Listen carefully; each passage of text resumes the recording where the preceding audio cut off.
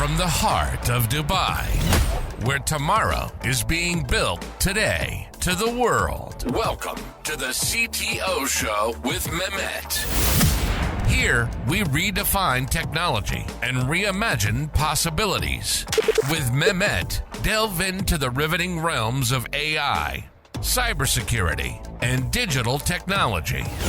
Experience the thrilling highs and lows of startups. Immerse yourself in the spirit of entrepreneurship and witness the future of business innovation being written in real time. Now, without further ado, let's tune in and explore the future.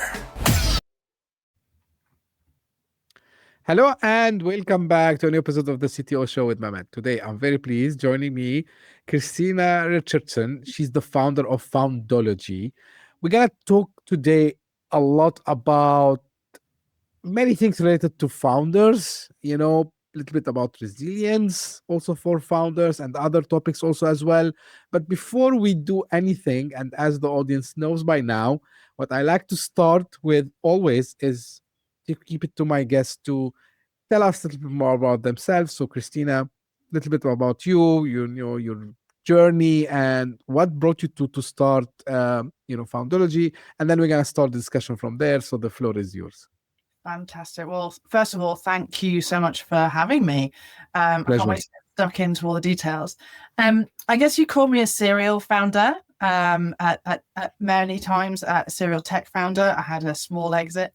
But in truth, what fuels my mission now, my mission to fuel the humans behind the startups, is I push myself so hard as an entrepreneur that I woke up at 2 a.m. in the morning with chest pain so bad my husband thought I was having a heart attack. And from there, it started a whole journey into human performance psychology, understanding what makes us different as founders. And that now fuels hundreds of founders all over the world with our founder circles. Great. And thank you, Christina, again for being here with me today. So you're a serial entrepreneur yourself. So you've built, as you said, like 2 startups before. So looking back, what patterns of burnouts, I would say, and probably maybe isolation did you observe in yourself? And then you start to see, this might be something that a lot of other founders might be facing as well. Yeah, well, I think this is such a critical question. So when I look back, that heart attack at 2 a.m. in the morning incident, which wasn't a heart attack, and I will explain that in a minute, that Sure, started please. in 2016. But I had no idea what was causing that at the time. Ambulances were called. Everything settled down. They went on their merry way.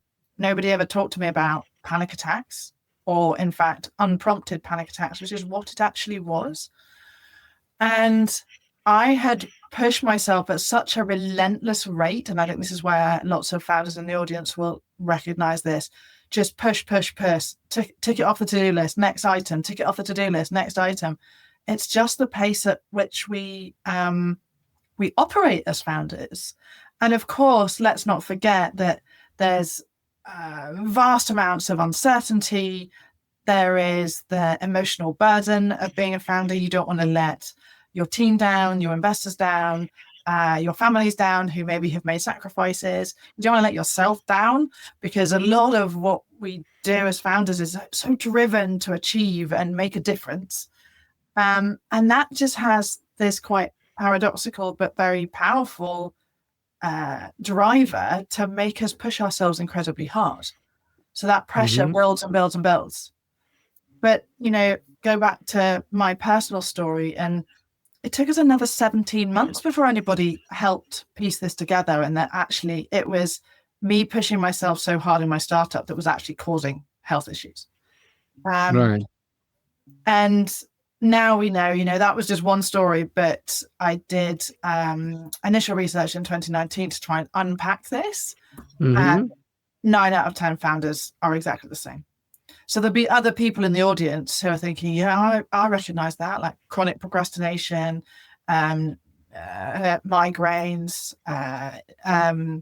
heart palpitations, digestion problems, constantly being irritable. Like, we can all identify with these, and these are normal symptoms of when we push ourselves and we run our bodies on cortisol for an extreme period of time. And the truth of the matter is, it doesn't help us perform that well either. So we don't lead our teams very well when we do this. We're not able to look after ourselves that brilliantly.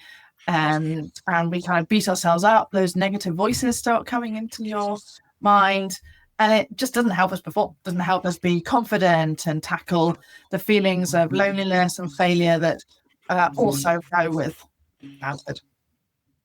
Right. Now, Christina mentioned a few things which, although like it was a part of the questions that I prepared, but it triggered it really in the right time.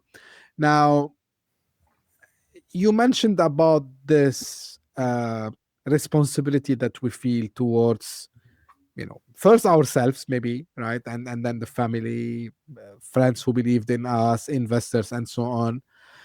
And what I have seen, especially in the tech industry, startups in the tech. I mean, it can be in anything, but maybe because I'm more exposed to the tech startup ecosystem.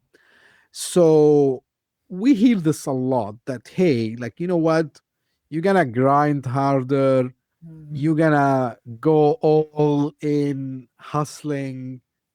And there's a kind of a glorification out there, right? So how much that, in your opinion, also like put us as founders? And by the way, this happens as if we are a founder, or if you are maybe just doing your job as in a company, but you have this push that, yeah, I need to deliver the best. I need to do this. How much that plays a role? I mean, the society, you want to call it the surrounding. Tell me about your opinion about this. Such a huge impact. So it's a really, really productive question, because what I call ecosystem bravado is a huge part in building this sense of that I just got to keep on working. I'm going to do 20-hour days. I'm going to work 6 days a week, or let's face it, 996, which is the current fad that's going around. And a big part of my role, my world, is helping people see that that is not the way, certainly not the only way. And actually, all the performance psychology and performance science tells us it's not the way to perform, because on a physiological basis, you just don't work in that way. Just to give you one tiny snippet of this, our brains don't problem solve in the moment, and they certainly don't problem solve under stress. So there's a part of our brain called the default mode network, which I like to call it's almost like having a little dude in your head who does all the filing. Mm-hmm. And that little dude in your head only comes online when you stop thinking about a problem. And you have to be in such a state where you're not like bashing yourself at a desk or trying to fix the coding problem. You actually need to just remove yourself from that situation. That is the only way that your brain will be able to put the pieces together and get that light bulb moment that we're all so familiar with. And intuitively, we all know that, that old adage of you get your best ideas in the shower, that is the default mode network working for you. But we don't use that as evidence that the way in which we operate and the conditions in which we perform our best are actually rooted around performance recovery, and the balance between those two things. So this whole hustle culture is frankly just, well, I won't swear, misguided. Yeah. So I tell people sometimes, our problem, and I think maybe it's a human nature. So we always seek something to believe in, right? And I'm not sure if I should say fortunately or unfortunately, because maybe it worked for someone, right? I tell people like, look, when you see someone, especially now in the age of social media and scrolling and, fast attention grabbing. So you see someone who's talking like, hey, like I did this, I did that, and they look like the super experts. And people start to write about them and say, hey, look like how successful they are. They must have, grinded all the time. They have must done this. And you know what? I'm happy that we are living in the digital age where actually you can go and search for everyone. And guess what? Like, I was surprised by some of the names I don't want to mention that, listen, like they were actually, they come from like good family. I mean, financially stable families. They didn't actually struggle the way they think about it. They had very good jobs, right? And then, yeah, they felt that they want to do something different, but the way they introduce it to people, oh, like we need to be doing this 24/7, like we need to spend sleepless nights. And I tell people, you know what, by the way, because I felt in this trap also, Christina, so I can share, but actually it's completely different, and I'm with you on this. Now I want to come a little bit to what you mentioned about the search, the research. What surprised you the most about the resilience of the founders, right? Because sometimes I hear this a lot. Few things data cannot uncover. Were there something like this or maybe the opposite, maybe a myth that everyone thought about it, but your research with the data debunked that myth? I would love to hear some of the insights. There's a couple of different research studies I ended up doing. One in 2019, which was like lifting the lid on how hard we push ourselves, and just playing back to your bravado point. And I also get frustrated with the social media hype of like doing this, doing that. It's like, actually, you'll discover that they still take an hour every day to go to the gym or some other such recovery item, because that is the only way that they can. But I just think it's wholly unhealthy to push this one-dimensional picture. So it's much more helpful to look at the nuances within this, which the research helps us do. So 2019 lifted the lid on the problem. 2024, the founder resilience research, which you can find on our website, foundology.org, is all about asking this question of how do you build it? So in the 2019 research, founders said, no, the most important trait, not communication skills, not sales skills, not problem solving skills, resilience. It's like, yeah, cool, but what actually builds it? And that's what the sort of hypothesis, what the ultimate question was for 2014. How is founder resilience different, and how on earth do you build it? And I still remember a moment where I made a key decision about this research, and it allowed me to segment nearly 400 founders who took the study into high resilience, normal resilience, low resilience. And this was using a validated tool that has been, academically validated. So, it's a sound methodology. And then as soon as you have that, you can see what the impact of having low resilience is, quite a lot, more unhealthy, psychologically challenged, many more blockers like anxiety, overwhelm, stress, and twice as more likely to want to quit, versus high resilience founders. What are they doing differently? And that's where all the juicy stuff is. So maybe if I could put it into 4 buckets. The first one is they are proactively tuning into their stress. So they are keeping a measure of where they are, which is actually quite hard to do. As humans, we're not very good at that. We're not very good identifying what our early warning signs are. And this is something I do with founders, like, what is your early warning sign? Is it that you lose your neck? Is it that you stop breathing properly? Is it that you start procrastinating and jump in between tabs? So identifying your early warning signs is the thing that unlocks everything else. So that's number one, early warning signs that allow you to then intervene. Number 2 is around performance habits. So some people might call these well-being habits or taking rest. I call them performance habits because they are what unlock our ability to perform. And I'm not talking about taking holidays. I'm talking about 10-minute, half an hour breaks in your average day. So I very much approach founder performance, as thinking, how do you get yourself into the flow state and then pull yourself out to recover so that you can get back to flow state later? And it is that navigation between those two things that allows you to do your best work and do your best work sustainably and not burn out. So, I was amazed by how basically all of the resilient founders ruthlessly protected their performance habits. Most of them is exercise. Some of them, it was like their sleep routine.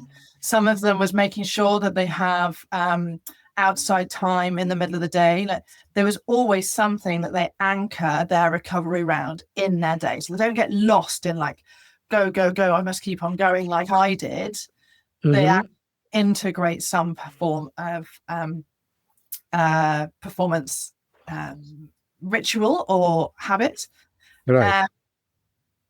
Third one is they work on resilient thinking, which is such a fascinating thing from a psychology point of view. So this is, they might have negative thoughts that might eat away their confidence, or imposter syndrome signs, or even guilt. This is linking the last one and this one. Guilt that, oh no, I must keep on working, not go and do my half an hour in the gym. And actually what our resilient founders in the data tell us and show us is they will tackle that head on. It's like, no, I will ignore that guilt. I will reframe it, remind myself that my performance habits are there for a reason, and I will go and do my exercise anyway. So it's a lovely example of the two there going together, where that is how resilient founders are acting and behaving. They're actually tackling those negative thoughts that start to undermine our performance and turn it around. Right. And then number 4 is support, which I think we'll probably get on to loneliness, because you mentioned it earlier and how toxic that can be. I'm happy because you mentioned about the early signs, because I was about to ask you, and I'm happy you answered this. Now, of course, maybe the audience knows by now, the reason I spend time asking about the problem and the cause of the problem, because I want to relate to, a solution, right? Now, I would start from the methodology you have built, which you called it the founder circles, right? As a structured space for peer support. Now, tell us, Christina, like how, because, and I don't want anyone to misunderstand me, because I'm not saying this is right, this is wrong, because I had like different opinions on the show, and this is why I like about doing this, because I have different perspectives. Now, some people, they say, hey, like you should have a coach. Some people, they say like, okay, when you feel stuck, I don't know, do this.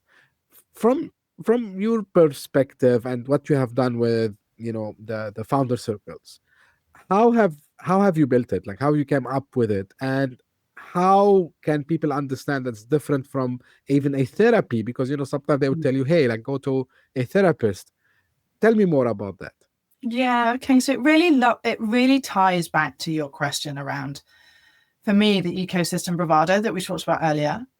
So when the whole world is saying, oh yeah, I'm killing it, this is ace, I'm working 996, everything's going brilliantly, and that's all you see in the media and on social media, every other founder is feeling like, geez, why am I the only one finding this hard?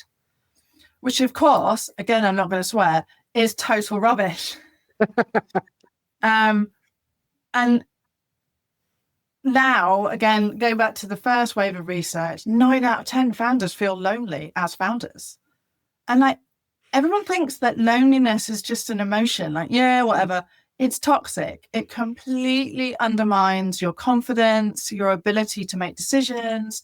It leaves you procrastinating. Like, it has a direct correlation. I mean, that's even before we get to the health stuff. It has a direct correlation on your behavior and your ability to act as a leader. So really, it was that nugget of information that made me go, okay, how do we create social support then?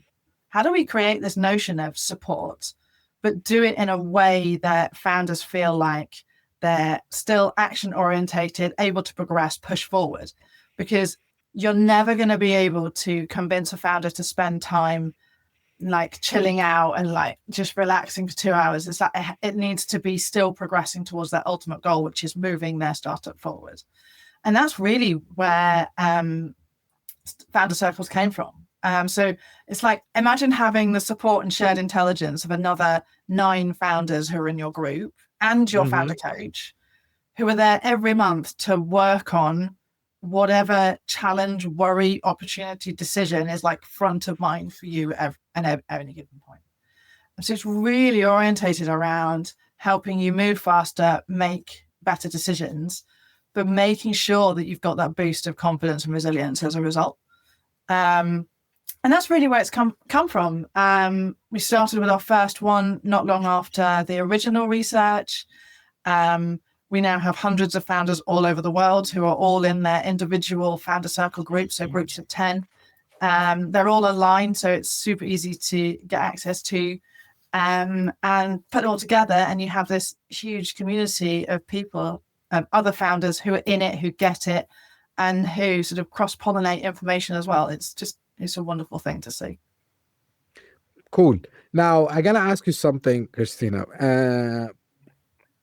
The hard part is the start, right? I'm reading now a book called The Cold Start Problem. And this is, I've seen it, I think I've been long enough to see and read about startups. So even projects, at the beginning, they are messy, and probably if they are lucky enough, they are on the right track, they will find product market fit. They'll start to see some let's call it the light at the end of the tunnel. But actually the work starts there, because now as founder you need to think about scaling, and one of your topics is how to scale yourself as you scale your business.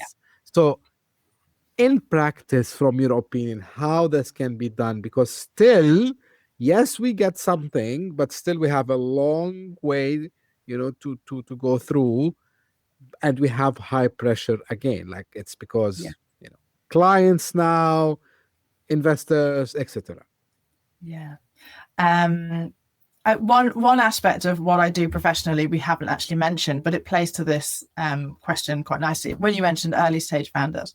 So I also work with University College London. I'm a associate professor there, and I teach a particular module called Building High Impact Founders. And at the moment, in fact, I have a room of 70 budding entrepreneurs or wannabe entrepreneurs or people who are really early stages, and just actually instilling this culture of developing yourself, having a growth mindset, building your resilience, being aware of yourself, how are you a good leader, all those things, even before they really get started. So I feel like it's a bit of almost like a part of the mission to help them as they get started.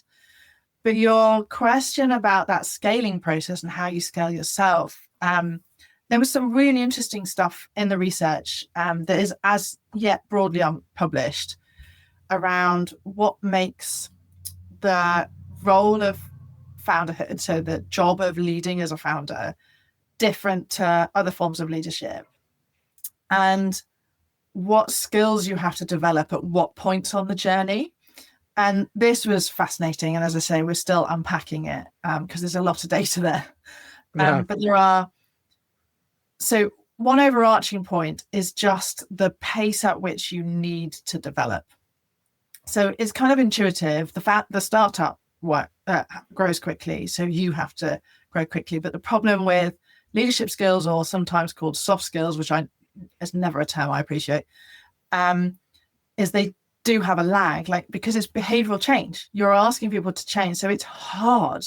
And this, I think, is one reason why sometimes we see VCs, for example, pushing out the founder, and maybe it's because they haven't been able to quickly enough develop the leadership skills that they need.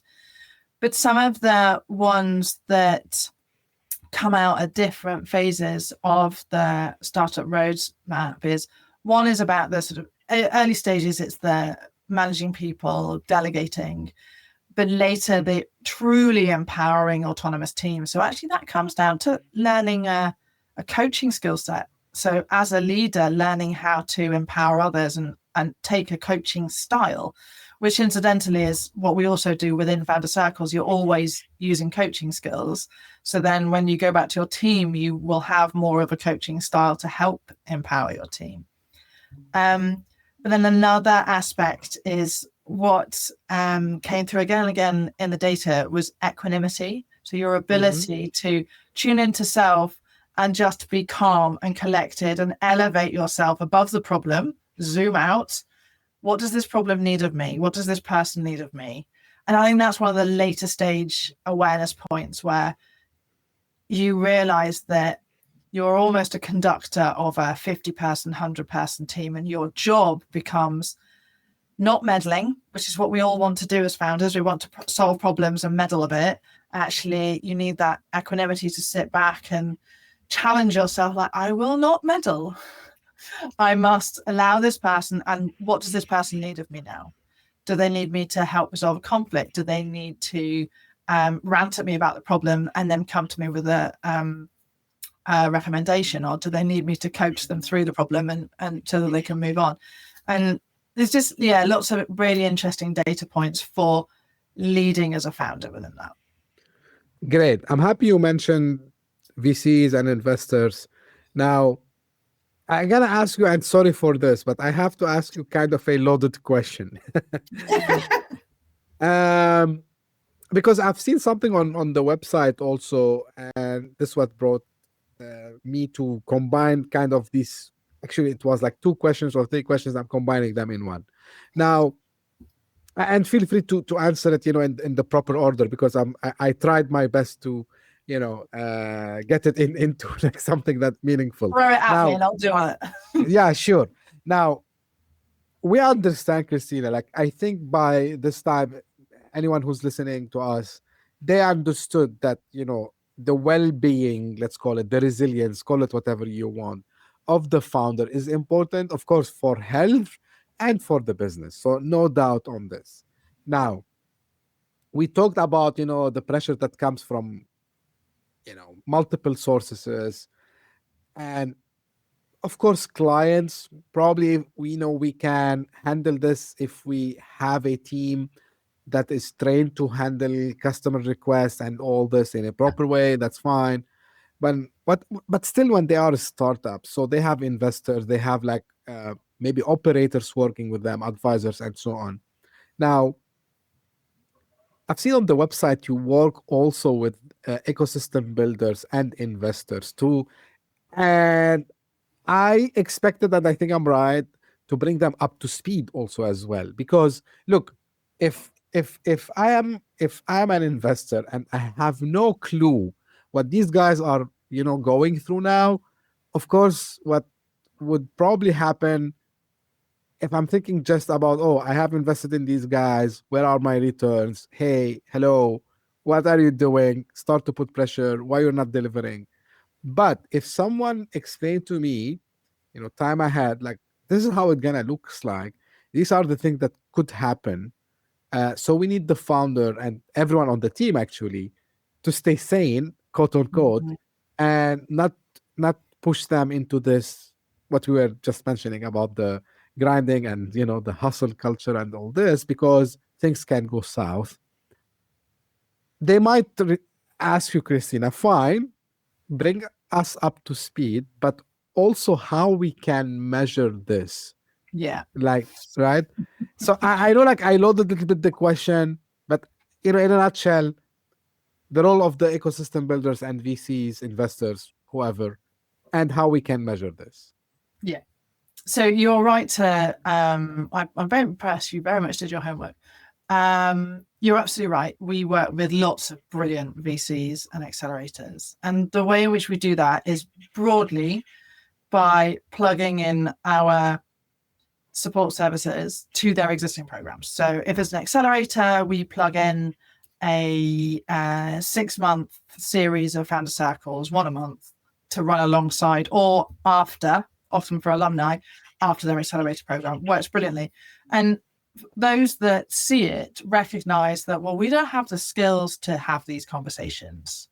And honestly, some ecosystem partners have come to us saying, like, I'm getting concerned about some of the conversations that founders are coming to me about. I'm not trained to deal with this. This is really uncomfortable.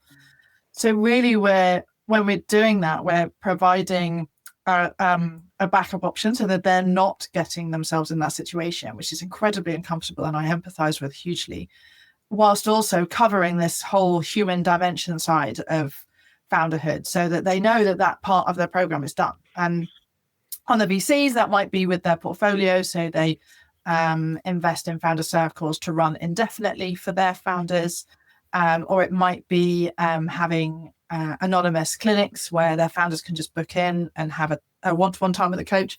Mostly it's the founder circle routes. But the measurement question is like the elephant in the room here, right? So I believe that there are, maybe this is very opinionated, there are probably three categories within the ecosystem. There are those who are very forward-thinking, 100% get that their founders are useless unless they look after their performance side, their human performance, and therefore they are willing and able, and get the problem, and they can do something about it. Not everybody is able, and I completely respect that. We'll always work with partners to integrate some level of support that is needed. Then, of course, there's some in the middle who maybe want to signal that they're doing it, but not really do it. There was a phase, particularly after 2019, where there was lots of people coming on panels and talking about it. But then when you say, okay, what are you going to do about it? There's silence. And then there's a set at the end, which may talk about it, may not talk about it, but really want to create measurements in order for them to make better investment decisions. And I understand the motive, of course. Their entire reason for being in the working world, in their sphere, is to make sure that their investments pay back. Like, I completely understand it. But I've been asked many a time to come and do an assessment of a founder so that they can do that. And that is not the world that we are here for. We can do measurement, but that will be a measurement with the founder, and the founder will deal with the results and they can act on it the way they want to. But there is an iron wall between what information gets passed back. For those ecosystem builders who partner with us on founder circles, months, sometimes years worth of data, we can tell them, hey, we're seeing this hot topic come up, or this hot topic come up, and they can respond to that, and many of them do, maybe for their annual retreats or something. But this idea of taking one founder and assessing them and measuring them and seeing how that can influence their investment decisions, that's not one for me. And that is a choice that our organization is founder first, and we can't do what we do and represent our community of founders unless we are founder first. Absolutely. And thank you for mentioning this like in this way, Christina. Now, on the point of the founders, right? You've worked with a lot of them, I'm sure. We hear it a lot. Like sometimes we hear like, hey, entrepreneurship or being a founder is not for everyone. And it's not like to scare them, but just, to see, or like just to prepare them maybe, or to ask them, hey, are you sure you're going to want to do this? Are you sure you want to pass by maybe some of the stress, some of the uncertainties? It's a curiosity question, pure out of curiosity, that just popped in my mind. Have you seen anything common between the people who can cross, I want to call it a chasm, right? Because they're passing through difficulties, versus the ones who can do it? And there's nothing wrong of not being able to do it, because maybe this is how, their personality, the way they were raised, I don't know. So have you seen any traits? Maybe yes, maybe no, I don't know. I mean, there is an extreme action bias that sits at the core of every founder I know. Often manifests in utter impatience, which makes us very annoying for many people. The love of problem solving is absolutely a a correlation that I see across all founders, and always gets a laugh when I say, well, we just love problem solving. They're like, yeah, okay. And as a result, we meddle. Yeah. But at the end of the day, the decision to actually go on and do something, the sort of use of self-efficacy to actually deliver on that, it is a delicate mix, isn't it? And it's often a very personal choice about where you are in your life, what risks and comforts you've got used to, and on the other side of the weighing scales, how driven you are to make a difference. Because every founder will say, why'd you do this? Well, I'm here to make a difference. And there will also be a driver for freedom more often than not, and a driver to achieve.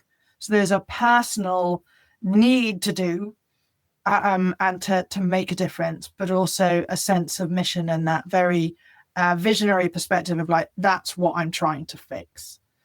And for me, it's a bit like weighing scales, the risks and the downsides at some point for those that act and do it. The vision and the drivers to do will outweigh the negatives. But notwithstanding, a lot of people step into the world, realize it's hard, and step out. And that's okay. They may go, you know what? I realized that I got my weighing scales mismatched, and where I'm best is actually working a scale up, for example. Or, do you know what? It's not right for me right now. I put my toe in the water. I will go and build some skills and build some more whatever they've identified as their need and come back to it later. And lots do. And I actually see that a lot with my super early stage founders who go through UCL, who they'll dip a toe in the water because our entire course is really like an incubator. They go through the process of trying and trying and trying again. And some of them will carry on, and then some of them will pause and say, I'll come back to this later. And a lot of them do. And this is the resilience as its best, I would call it. Like coming back, accepting. I learned it the hard way, of course. Accepting. Go back to what you were doing before, but don't drop the idea. Don't drop, the dream, and say, hey, as you said, Christina, maybe it's not the right time. It's not like because I have something wrong with me, because maybe the market conditions aren't like really fit to what I'm trying to build now. So, okay, let's wait and see another time. And by the way, I've seen it a lot with other people. When they start the next time, maybe they are starting in something not completely different, but I would say different. And they do very well. And they say, you know what? It's good. Like it didn't work out for me the first time, because if it did, the market crashed in that business, and I would be like now in desperate mode, right? So sometimes just believe like the time comes if it's fit for you. Now, I can't skip the topic of AI, Christina, and I would ask you about the AI in this sense. How much AI made this culture thing that we were discussing at the beginning worse, or maybe it made it better? I'm not sure, I have mixed feelings toward AI, although I am a tech guy, come from technology background. I use AI, but to your point, and because I was also just going over the latest discussions which I had on the podcast about the AI, the authenticity, and how people, they have the urge maybe sometime to use the AI. What are you seeing in that space? It's such an interesting one, isn't it? You linked it to the bravado there, sort of the media impression, of course, the hype. And of course, a big driver behind 996 has been the pace at which an AI company needs to grow, needs to accelerate and build. So without a shadow of a doubt, it's made that side of it worse. But of course, on the ground, in terms of day-to-day operations, I speak to our founders, and everybody is finding ingenious ways to integrate AI in order that their sales process is streamlined, their contracts are better, even their sales proposals are written for them. And it's difficult not to be very impressed by obviously how quickly founders pick these things up, but also how much quicker that is making us all move. And, a big part of cracking this sort of equation is working out at what point it is useful and what point it is not. So we have ways of using it within our business operations, but of course, caught in all the hype, there was a part of me that was debating with our team, like, should we be building an AI coaching bot? And very quickly, as long as we reversed out of that hype cycle, it's like, well, no, because the absolute core of what we do is human connection. So our core product will never be AI, but how it allows us to accelerate and deliver more content and more tools for our founders, great. I'm happy you mentioned this because all the studies, all the books, I tried, of course, as much as I have time to read about the topic of the future and, what will be important, what's not. So human connection is one of the most important aspects. And, everyone is saying that if anything gonna stay, are the roles where you have to talk, where a human would be talking to a human, right? And this is not coming from me, it's coming from AI experts, by the way, discussing the future of, how machines gonna take work. But us as humans, even me, as I was telling you, I'm a tech guy, I still prefer to talk to a human when I have, problems, right? So I feel the connection to your point. Christina, as we are almost coming to the end, tell me what's next for Foundology.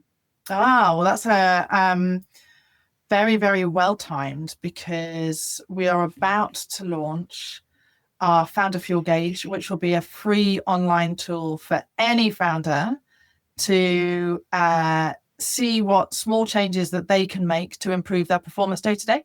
So it will give you a measure on how you're doing against the Founder Resilience research, and give you like practical tips on how you can improve your mental fuel, your social fuel, blah, blah, blah. So your audience can sign up for early access to that, depending on when they listen. So Sure. Just go to foundology.org, and it's really easy to sign up for that. So that's a big part of what we will be doing over the coming months. That's great. And final question, Christina, where people can get in touch and find more?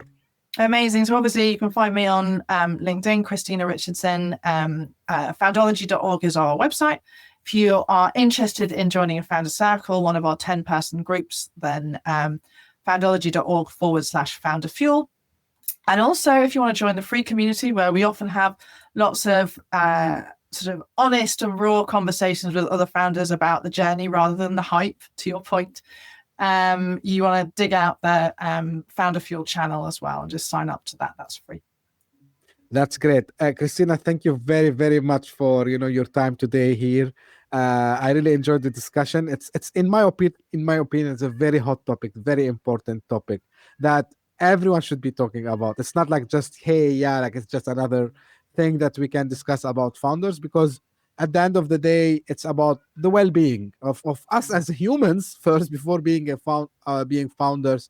And this is, if the audience follows, I have multiple episodes covering the same topic and similar topics. And this is how I end my episodes usually. This is for the audience. The links that Christina mentioned, they will be available in the show notes. So if you are listening on your favorite podcasting app, you find them in the show notes. If you're watching on YouTube, you'll find them in the description.